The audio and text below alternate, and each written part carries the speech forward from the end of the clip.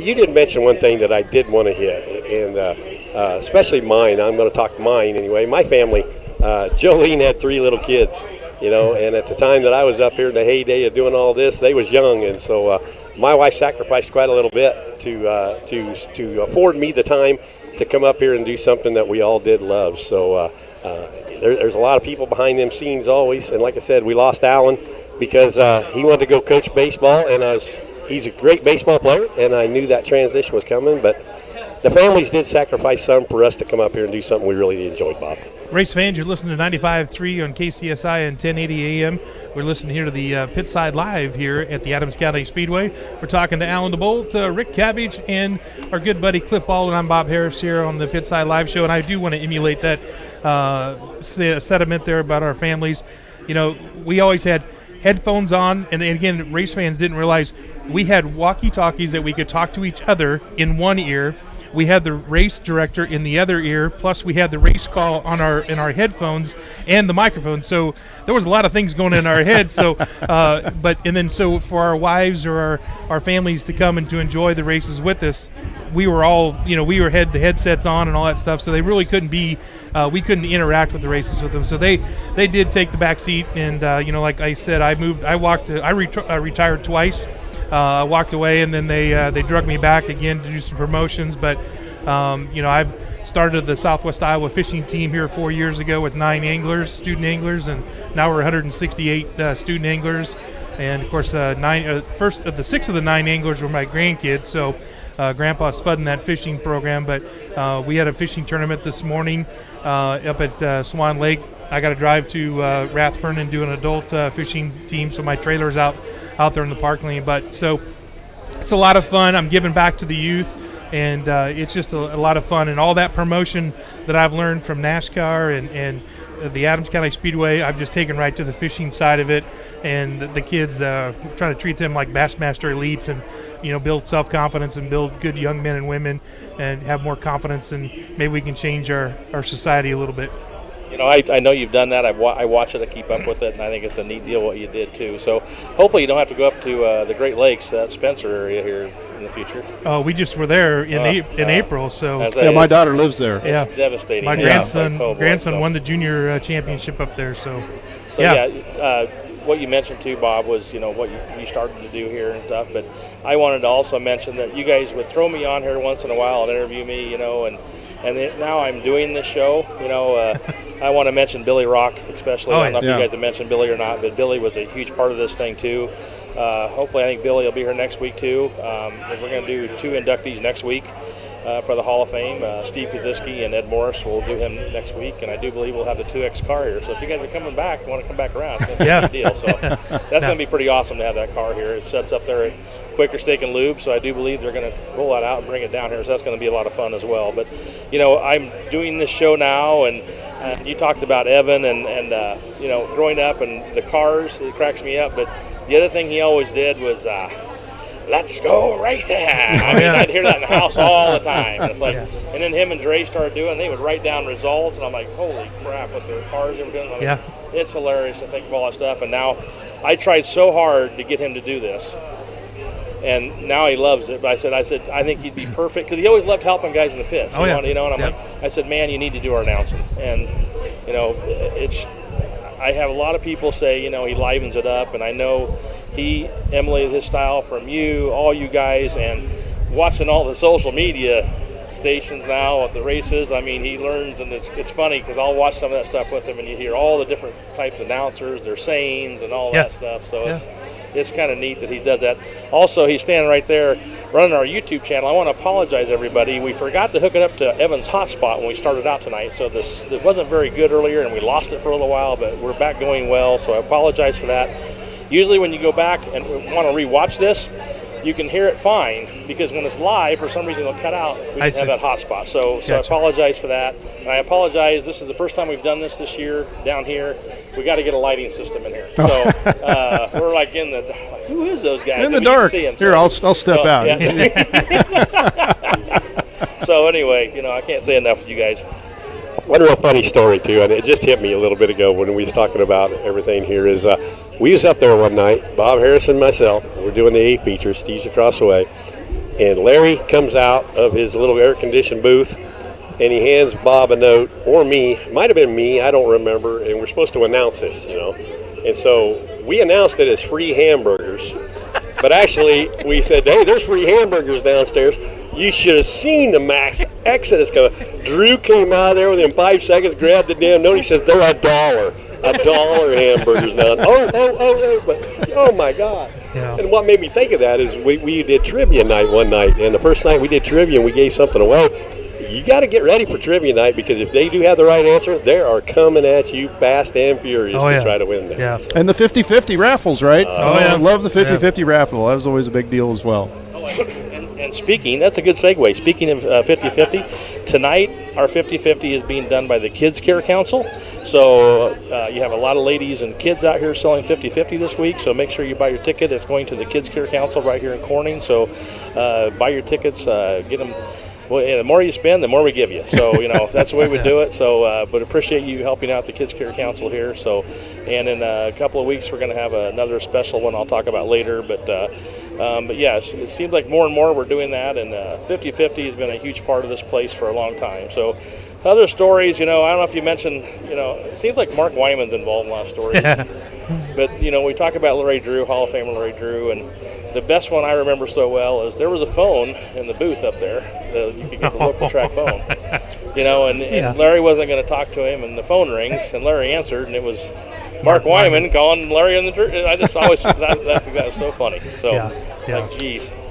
I hope I can say this. He was such a pain in the ass. I mean, every time he turned around, he was there, But he did add so much personality to this racetrack. And there were several of them people out there that once we opened the door, they maybe had a personality that you could see from the stands when it was mad. But the mics opened up, seeing their personality when they was a happy camper with it. Just won the heat race or had a great win. Steve, I still remember the memorable call when Donnie Williams and a car got into it on the front straightaway, and the car that got into Donnie ended up against the wall down there. Donnie rode the wall all the way to the end of the front straightaway. Donnie finally, he got out of his car, calmly took his helmet off and walked the whole distance. And Steve's down there reporting on this guy to see how he is, and he had to step back because Donnie kind of pushed him out of the way. Donnie took about 2 pokes at him while he was in the car, and Steve's memorable call was, well, the guy that hit him, I can't remember who that was, he said, I think he's all right, and you can all see how Donnie is. So back he came. You say about my Let's Go Racing, but Rick, what was Steve's call? When we're doing the MRN and somebody's coming, what are they coming? What are they coming like? House of fire. There you go, brother. Coming like a house fire. Coming like a house of fire. Coming like a house of fire. Hot shoe. He likes hot shoe. He's a hot shoe. I can't go without mentioning another announcer with Kurt. Yep. We talked about Kurt, but it's been a long time listening to Kurt up there. And first off, he'd always start announcing the lineup, and I'd be in the top row. Wrong heat, Kurt. You're looking at the wrong piece of paper. Look at the cars down the track. But the other one was like, here's the cars. Practically rolled down the front stretch, lost 4 tires, and it's broke. And apparently something broke on that car. Listen, just looking through the program here a little bit too. Ron Helvey, contributor. Yeah. We give some good mention about that, and then Shirley Wichman. I mean, good Lord, if every Saturday night I came here, she was here long before I ever was, and she spent a lot of time another one right there. And just there's a lot of great contributors and fans that are here at this racetrack each and every Saturday night to help put this thing on. Yeah, we talk about it all the time when we're doing this Hall of Fame. There's so many deserving people. We get the nominations, and then we get the ballots, and people will come up, why did I go do that? I said, why isn't this? I said, believe me, they're on the ballot. It's just, there's so many deserving people, and here's Nancy Robards just showed up, she got on the Hall of Fame, and appreciate that so much. But that's the thing. It's like Ron Helvey, big shout out to Ron. Ron has gotten back to Mount Air for his rehab. Sweet. So I don't know if you guys knew that or not, but Ron got drilled by a heifer pretty bad, and we'll do him when the family tells us we can do him. He'll be here. So that's the other thing. Ron will be the last one we induct this year. That's 4-legged there, Rick. Yeah, it's just really awesome to be able to recognize people like that who have made this place year after year after year. And 90% of them have been volunteer. Yes. They come and pour their love into this facility and racetrack and time. and they don't make a dime. You know, Jimmy's called me because he's watching, and he told me we lost sound. And Jimmy got in last year. It was awesome. We were able to get Jimmy up in the tower, up in the booth, the tub, excuse me. But talk about Shirley. I remember Shirley so well as a board member, as a fan. But she would sit right there behind the flag stand, and I used to laugh so hard sometimes when she would just turn down there and look up at Jim and just give him the finger. Jim never paid any attention to her. I always just loved that. You know, everybody knew who Shirley was. Absolutely. Obviously, Steve Kaziski won the first All-Star Busch Tour race here at the Adams County Speedway back in '85, I believe.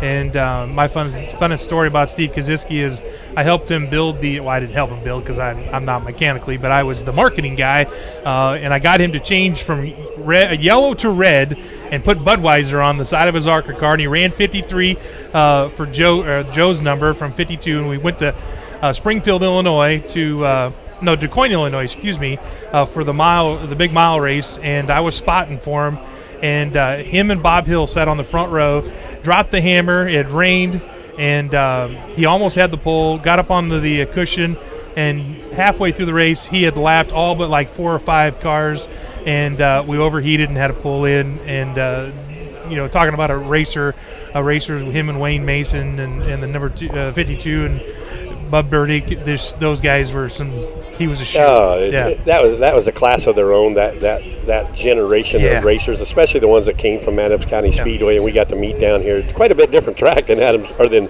Sunset Speedway down here to Adams County Speedway. But I always thought of Steve, this is my personal opinion, all the Kaziskis was extremely good, starting with Bob.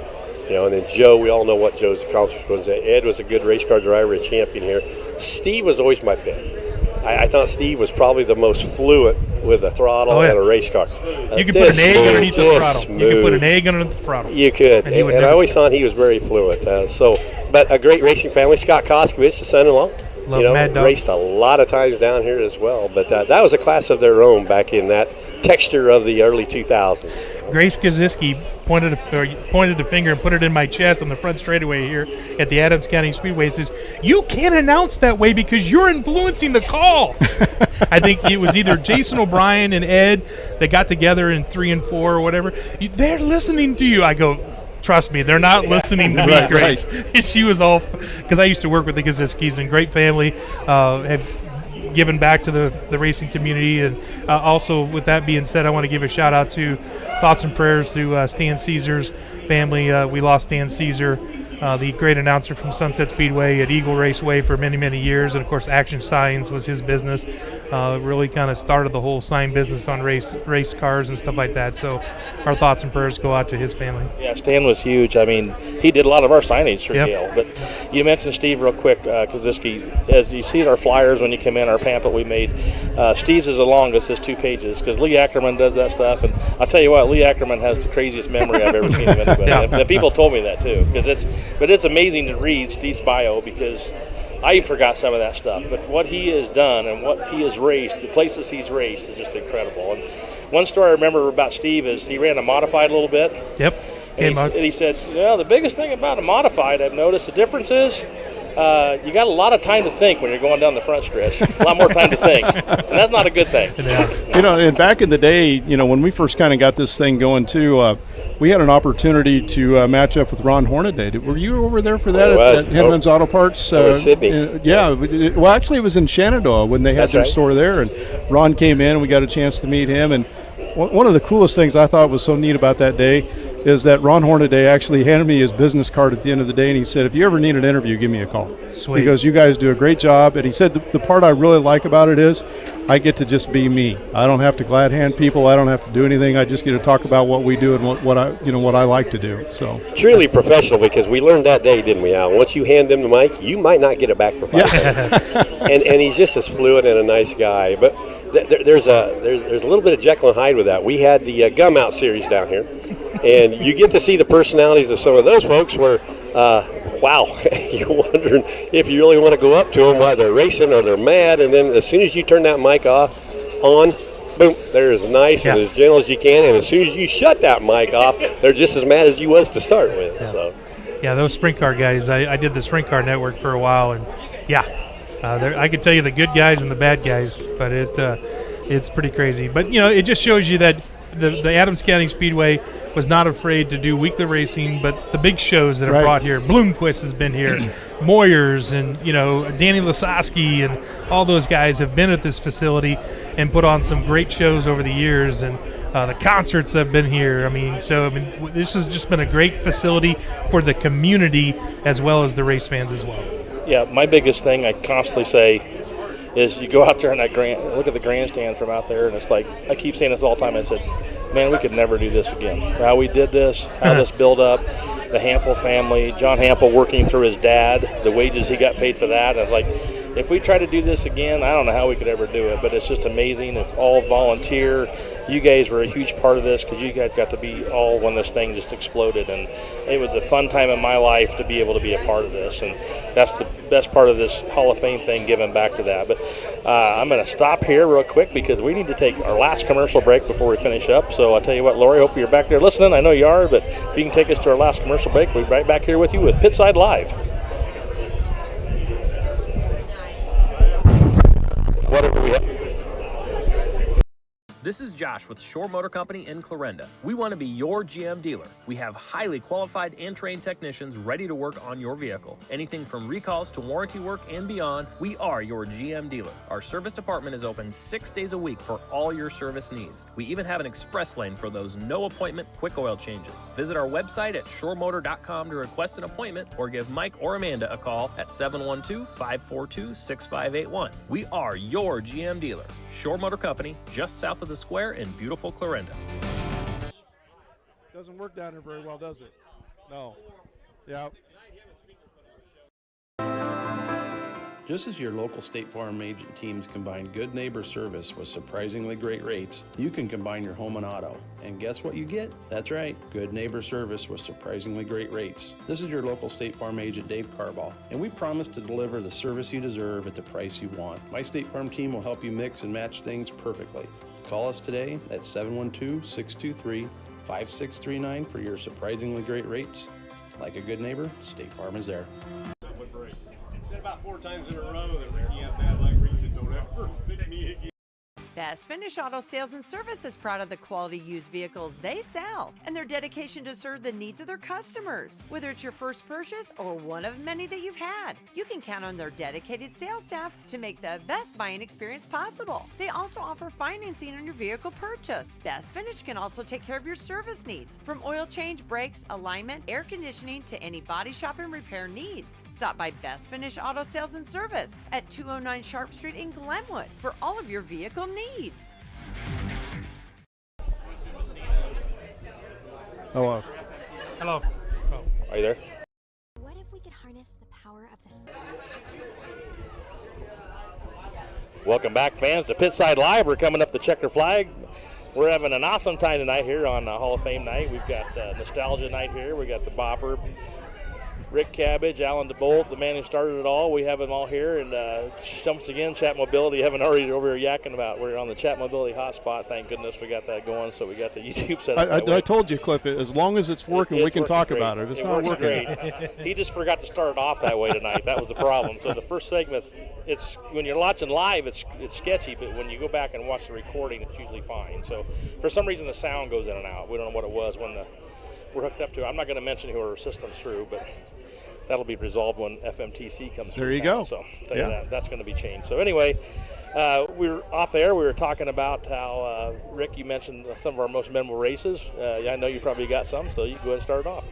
Yeah, we'll kick it off and go around. I know we've all slept since then, so, recalling them, but probably 2 come to mind is we had a year up there. It was the final race of the year, and Chuck Hewlett in the street stocks and Tim, the two-old-man Taylor, in the street stocks changed, I think, 6 times during that race who was going to be your point champion, because it was all coming down to that night. And all of a sudden something would happen, and then pretty soon the next one's in the lead. And you're going, hey, that point championship is right here now. And it was just a memorable night as far as coming to the final. And then probably the other was Chris Speaker was always so good up here in the late model. Yeah. He knew how to run this track. They knew how to set a car up. Chris was a great driver. Bryant Goldsmith was young. I think it was Bryant's 2nd or 3rd year into the late models. Could be a hot shoe, as Steve said at times. And one night, Chris Speaker looked like he was going to stink up the show midway through it, and all of a sudden, Bryant got into a rhythm. And we went green for a lot of laps, and every lap it was a little closer, a little closer. And at the very last lap, Bryant clipped him at the flag stand here, and I didn't think he would. And the crowd was on their feet, not so much because it was Bryant. It was just a great race here at the Adams County Speedway. Those two probably stick out to me as far as probably the most memorable. Yeah, I don't know if I really have any most memorable or not. I just love the fact that all the parity that we had up here when I was here for those 5 6 years, whatever it was. But all the names, in the pro streets and the modifieds and the late models and all the great interviews and things that we did over the year. It was just something that every Friday afternoon when I was at the radio station, I couldn't wait till Saturday happened because I knew I was coming here for this. And I'd sit down and I'd write an open to be able to lead us into the program every night, and it'd take me an hour and a half to write the dumb thing and another hour and a half to record it because I wanted it to be just right. I put together the music for it. I went out and got some audio clips from racetracks to be able to put into that piece. But yeah, the guys, just watching all the parody that happened here, and as you guys talked about, there was always a little something going on at the racetrack, whether it was a car claim, somebody coming in that was a little hot, somebody that came in that had a little revenge to get. There was always something here at this racetrack that you could go home that night and talk about, for sure. I'm afraid Bob does his pick. I want to say one thing about what you just said. All the work that he did and all that stuff for the race show. And he told me a story of how he'd get here, get everything set up, and it's like, it's 4:59. I wonder if Rick and Steve are coming. There they would. They Sure pop enough, out. They pop out of that vehicle in there. They were. What are we talking about tonight, guys? Oh, okay. Yeah. So no, we had a good time. But that was, early on, it was always preparation. But our best shows were the fluid shows that we would just, welcome race fans, it's Pitside Live, or This Week in Racing. And then boom, we couldn't get, we would go over because they couldn't get us to shut up because we just got onto a topic and, we all had a side. I used to hear about that every Monday morning when I go to the radio station. You guys ran long again. That's true. I guess the interviews, hey, I got to get home. I got to get the motor out of my car and get it back into Grandma's car. She's got to go to church in the morning. That was a classic. Yes. The Speaker Wyman battles were great. The Mueller Carlson battles were great. And I don't know if it was Mueller or Carlson, but they basically drove the A feature with the left front gone, or it was damaged. It was not even there. And to win the championship, or the pit crew just got enough, just to hold the wheel on there. And I think that was where I'm going on is the pit crews. We talk about the drivers, but the other unsung heroes of this sport are the pit crew guys. Jeff would walk 5 miles, wouldn't he? Jeff Carlson, 5 miles out here. They probably reskinned the top of that trailer a couple different times on Jerry Carlson's trailer. But those pit crew guys, they probably had to pay their way to get into the racetrack, a lot of them, and but they were as dedicated as those drivers were, and they win when the driver wins, and they lose when the drivers lose, and so they are just as invested as the drivers and the fans are. So shout out to the crew members and the wives and the families that are all part of that, because like you said, Alan, it's not only us as the announcers, but it's the fair board, it was the track prep, it was the media, everybody that makes this place run. You got to go from the fans and also the crews and the drivers. And they embraced each other, right? They embraced us, but they embraced each other, and it turned into to be a family product, and that's exactly what it's all about. John Hempel doing almost the double. That was mine. Oh, it was? That was. Sorry. But anyway, what you just said, Alan, I say it. These guys kid me, but I say it every week. This is a family sport. This is a family location. Everything about this is family. I say the same thing when I have to be race director. I'm like, I feel like I'm friends with everybody out there, and I'm going to call it the way I see it. But I tell you what, we might have squabbles, but we get over it. Just like when I was an official, you get your hind end chewed out and either apologize that night or the next week. It didn't matter, but Did anybody ever see Clifford red-faced ever? No. Ever? he was the bouncer that was the cooler. He was the cooler. Yeah, I've had to do that a couple of times too. But anyway, I felt like if I have to do that, it's like, okay, we've heard enough. It's time to. That's it. Yeah. Anyway, but that's the thing. That's what I love about this. It's a family thing. This radio show, I know you guys talked about it when you had to have be on once in a while, but the drivers are what's part of this show. We try to get multiple drivers at the same time now. We try to get moms on here sometimes, like Mother's Day and cruise and stuff like that, because that's what it is. But the other thing I can say is what I had to learn, and you guys taught me, was that you learn real quick who's a good interview and who isn't. Right. And one person I remember well is Greg Miller. Won all the time, so you'd have him on. But as he got older, he got so much better. He got so much better at doing interviews, and he became a big representative of this track. Oh yeah. Well, and I think over time too, we got better as interviewees, right? That's I mean, as far as being able to ask How the to questions, extrapolate. because sometimes you can ask a question, it's yes or no, right? Yeah. And we heard a lot of yes or no questions. So now you have to turn that into, what does this feel like? How did that work? It's not just, you can't just say yes or no now, because I'm asking you something different. Tell me about your race car. Yes. That was one of Steve's biggest questions. Right. Tell me about your race car. Hey, fans, do you hear that in the background? You don't have anything to do tonight. Perfect weather. Get out here tonight. Racing starts usually at 7 o'clock. Is that right yet? And you're going to be treated. But ending up here, I feel very blessed to have done this and work with great people. Alan got me started. I wasn't worth a damn at this when we first started. Really ended up not real good either at it. But, Neither was I, Rick. but it all grew together. Then Bob bringing the professionalism in him. no. But I cannot thank the Fair Board enough for everything that they did, because every week that we got here, we had the golden ticket to anything we wanted to do, or we wanted to interview anybody. So it was a very special time. Yeah. Yeah, I agree. I know Bob wants to finish up, but to say on that too is when you guys were here, I was kind of the overseer of this stuff, but I never worried about a thing. You guys were so good at it and never had a problem. You guys made the show what it is, and that was awesome. And and start doing this myself. I remember asking Bob, I said, geez, how do I need to write questions down? I need to do this. And you said, well, you just feed off of each other and the guy you're talking to, and you'll be thinking, Billy will be asking a question, and okay, I got to try to think of my next question. And I got to the point now you don't even think about it. I mean, that's what's nice about it. Yeah. You finally got to that point. I think I never would, but Who, what, when, and where, yeah, basically. yep, exactly. Any finishing thoughts, Bob? Just been blessed to be a part of the Adams County Speedway. Been blessed to be in the Hall of Fame with Steve and Rick and Alan and all the other inductees, and just let's go racing. You guys, if you haven't made it out here yet, make sure you're on your way. It's going to be a great night. We'll do this at intermission. We have another special award we're going to be giving. It'll be a surprise for some parts people here real quick while we're getting the Hall of Famers out there, so make sure you're here for that. But Alan? Appreciate everybody giving me an opportunity to be here. It's been amazing over the years. I couldn't have done it without all the help from all the people behind. Definitely want to thank this guy, Rick Cabbage, right here for helping me, because I knew nothing about racing, Rick. I just knew that there was a possibility, and I had a challenge from my folks at the radio station to say, make it work. And I said, okay, I'll go find the people, and I did. He had the idea. He had a vision of what it was. I wasn't a very good interviewer. He was. I knew about racing. He didn't, so it was just a nice mesh to get us started. And once we got in 2 years after, Alan was like a duck to water then. And I'm going to say this again. I hate this. I'm not going to choke up, but I'm going to say it is. Another guy we're missing, we've already talked about it, is Steve. And you guys are Newmarket. I know Newmarket. My grandparents from Newmarket. I've gone to Newmarket 4th of July celebration since I was a kid. Still go, and it's going to suck this year, but we're going to get through it. I know.